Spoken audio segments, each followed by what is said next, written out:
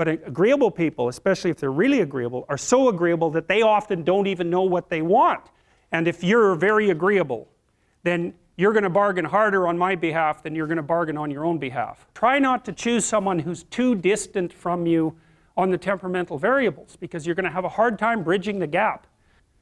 Because they'll tell you things, not only will they tell you things you don't know, they'll also tell you how to see the world in ways that you don't see it. So I'm going to tell you how I conceptualize agreeableness.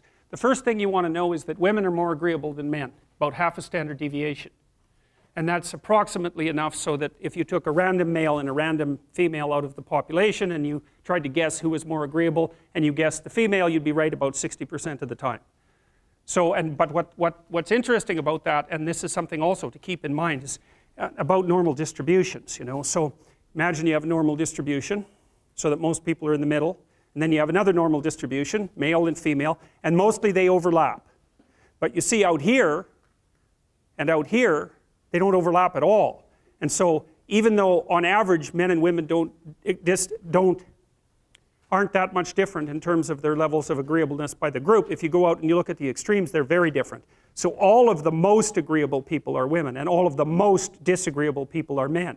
And the thing is, the extremes are often what matter rather than what's in the middle. And so one of the ways that's reflected in society, by the way, is there's way more men in prison.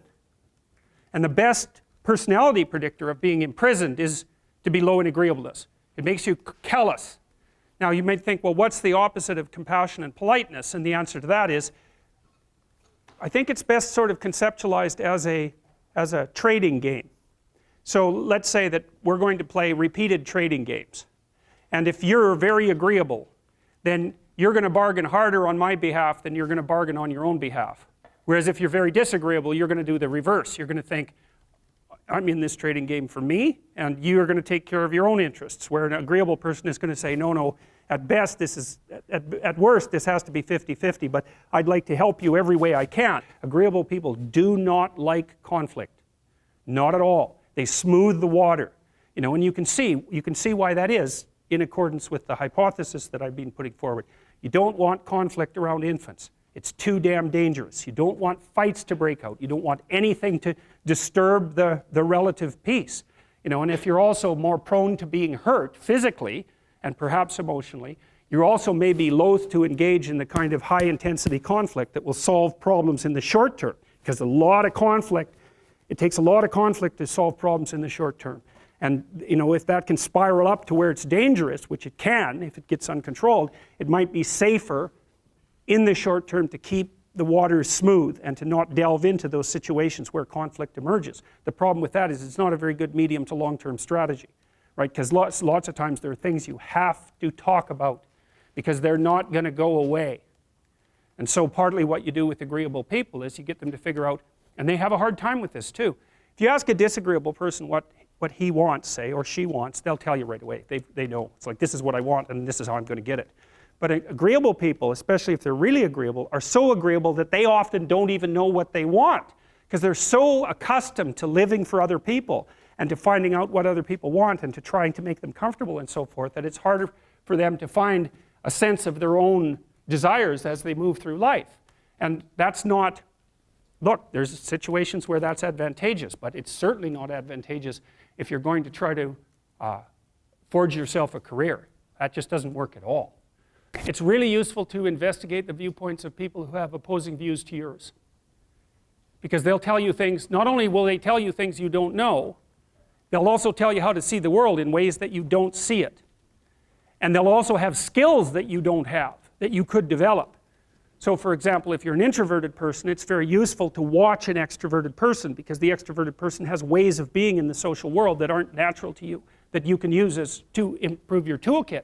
And if you're disagreeable, one of the best things to do with disagreeable people, especially if that's alienating them from other people, for example, because it can, you know, people treat you like you're a selfish, arrogant son of a bitch, and maybe that's because you are. It's like, okay, so what do you do about that?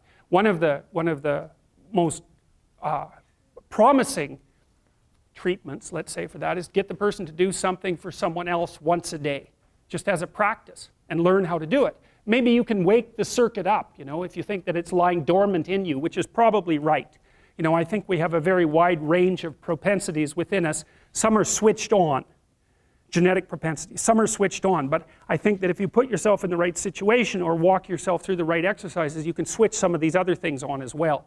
But it takes work and dedication and discipline to do it. Well, I would say, generally speaking, if you want to adapt yourself properly to life, you should find a niche in the environment that corresponds with your temperament. Right? You shouldn't work at cross purposes to your temperament because it's just too damn difficult. But having done that, then you should work on developing the skills and viewpoints that exist in the space opposite to your personality, because that's where you're fundamentally underdeveloped. And that way I think you can extend out your temperamental capability across a wider range. And to me that's roughly equivalent as bringing a richer toolkit to each situation. You know, so if you're hyper extroverted, you should probably learn to shut up at parties now and then and listen just to see what's going on, to see if you can manage it, you know. And if you're introverted, well then you should learn how to speak in public and to learn how to go to parties without hiding in the corner and saying nothing to anyone. You know, and if you're agreeable, then you need to learn how to be disagreeable so people can't push you around. And if you're disagreeable, you need to learn how to be agreeable so that you're not an evil son of a bitch, you know.